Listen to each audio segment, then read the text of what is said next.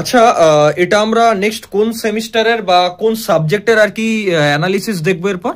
এটা হচ্ছে analogue electronics, third semester electrical engineering. তো একদম ঠিক আছে। তো এখানে আমরা দেখবো যে মোস্ট রিপিটেটিভ, মানে যদি প্রিভিয়াস ইয়ার কোশ্চেন গুলো অ্যানালিসিস করা হয় তাহলে কোন কোন পার্ট বা কোন কোন টপিক থেকে মাল্টিপল টাইম আর কি কোশ্চেন আসে, তো ওটা একটু বলো কাইন্ডলি। মোস্ট ইম্পর্টেন্ট যেসব টপিক রয়েছে এখানে সেটা হচ্ছে 555 টাইমার ক্যালকুলেশন, আচ্ছা, পাওয়ার অ্যাম্পলিফায়ার এফিসিয়েন্সি, যেটা আমি সব থেকে বেশি পেয়েছি, ক্লাস এ, ক্লাস বি, পুশ পুল, এগুলোর যে অ্যাম্পলিফায়ারের যে এফিসিয়েন্সি গুলো রয়েছে ফর্মুলা বেসড, এগুলো সব থেকে ইম্পর্টেন্ট।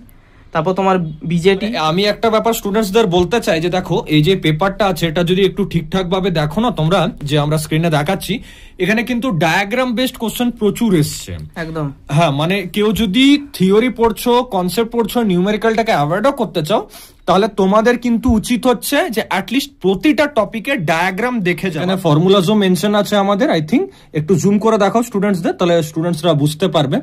ওকে, এর সাথে সাথে আমরা কিন্তু যে মোস্ট আস্কড নিউমেরিক্যাল টপিকস আছে সেখানেরও কিন্তু আমরা মেনশন করেছি নেমগুলো। এই যে প্রতিটা কোশ্চেনের সাথে আমরা কনসেপ্ট বা টপিকের নেমগুলো মেনশন করে রেখেছি, তো এটার কি অ্যাডভান্টেজ?